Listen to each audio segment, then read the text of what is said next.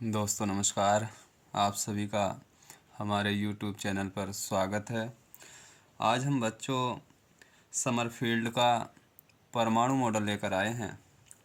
Sommerfeld का परमाणु model क्या है, आइए समझते हैं बच्चों।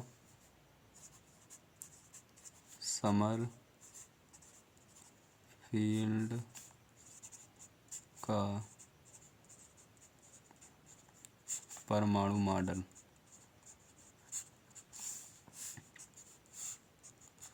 समरफील्ड का परमाणु मॉडल क्या है बच्चों? समरफील्ड ने अपने परमाणु मॉडल में कुछ परिकल्पनाएं प्रस्तुत की जो इस प्रकार है। नंबर 1 है बच्चों, समरफील्ड ने ये बताया कि एक ही कक्षा के सभी इलेक्ट्रॉनों की जो ऊर्जाएं होती हैं वो समान हो, ये ज़रूरी नहीं है बच्चों। ये आवश्यक नहीं है कि एक ही कक्षा के सभी इलेक्ट्रॉन की ऊर्जाएं समान हो, बल्कि एक ही कक्षा के कुछ इलेक्ट्रॉनों की ऊर्जा दूसरे इलेक्ट्रॉनों की ऊर्जा से भिन्न भी हो सकती है, असमान भी हो सकती है, अर्थात अलग अलग हो सकती है। तो पहली परिकल्पना क्या बताई समरफील्ड ने कि यह आवश्यक नहीं है, यह आवश्यक नहीं है, यह आवश्यक नहीं है कि एक ही कक्षा के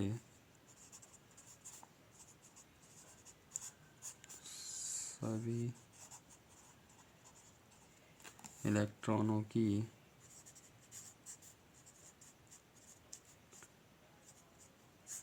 ऊर्जाएं समान हो, बल्कि ये बताया कि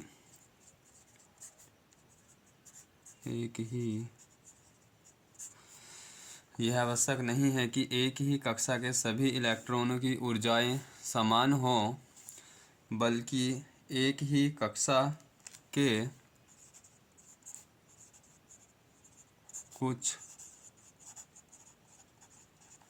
कुछ इलेक्ट्रॉनों की ऊर्जा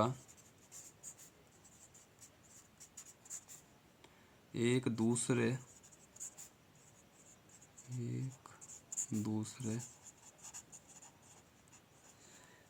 इलेक्ट्रॉनों की ऊर्जा से भिन्न हो सकती है या अलग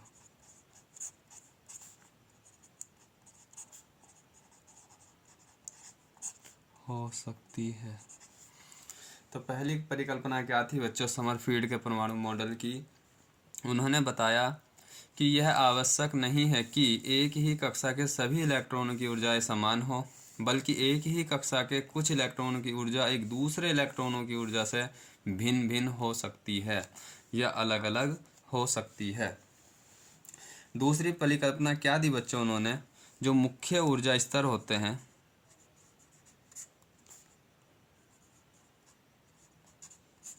मुख्य ऊर्जा स्तरों को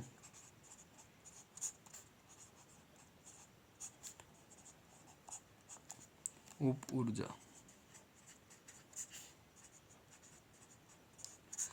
ऊर्जा स्तरों में विभाजित किया जा सकता है।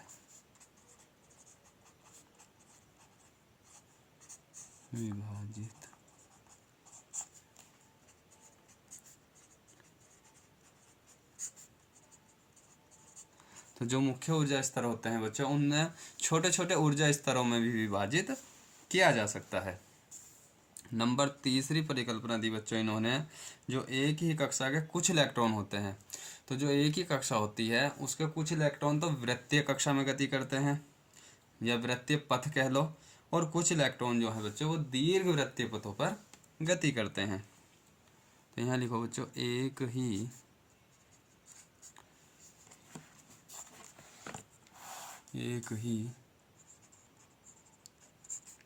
कक्षा के, जो एक ही कक्षा के कुछ इलेक्ट्रॉन होते हैं बच्चों, कुछ इलेक्ट्रॉन वृत्तीय पथों पर, कुछ इलेक्ट्रॉन वृत्तीय पथों पर तथा कुछ इलेक्ट्रॉन दीर्घ वृत्तीय पथों पर, दीर्घ वृत्तीय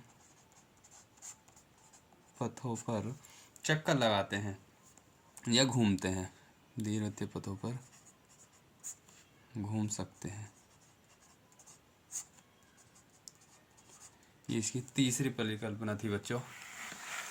आगे समरफील्ड ने बताया बच्चों जो वृत्तीय पथ पर इलेक्ट्रॉन घूमते हैं उनका जो कोणीय संवेग होता है बच्चों वो NH/2π होता है, और जो दीर्घ वृत्तीय पथों पर गति करते हैं बच्चों उनका जो कोणीय संवेग होता है वो KH/2π होता है। तो नंबर 4 वृत्तीय पथों में या पर, वृत्तीय पथों पर गति करते हैं बच्चे, घूम रहे होते हैं वृत्तीय पथों पर, घूम रहे इलेक्ट्रॉनों का कोणीय संवेग NH/2π तथा दीर्घ वृत्तीय पथों पर घूम रहे इलेक्ट्रॉनों का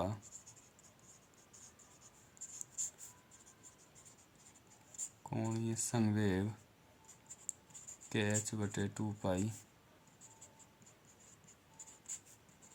होता है। तो वृत्तीय पथों पर घूम रहे इलेक्ट्रॉनों का कोणीय संवेग NH/2π और दीर्घ वृत्तीय पथों पर घूम रहे इलेक्ट्रॉनों का कोणीय संवेग KH/2π होता है। ये इसकी 4th परिकल्पना है बच्चों, जहाँ K की वैल्यू बच्चों 1, 2, 3, 4 आदि हो सकती है, आदि हो सकता है। तो ये बच्चों ये था समरफील्ड का परमाणु मॉडल। आज हमने आपको समरफील्ड का परमाणु मॉडल समझाया। नेक्स्ट वीडियो में बच्चों हम आपको आधुनिक परमाणु सिद्धांत समझाएंगे। अगर बच्चों हमारी वीडियो आपको पसंद आए तो लाइक कर दिया करें और लाइक के साथ साथ शेयर भी कर दिया करें। Thank you very much.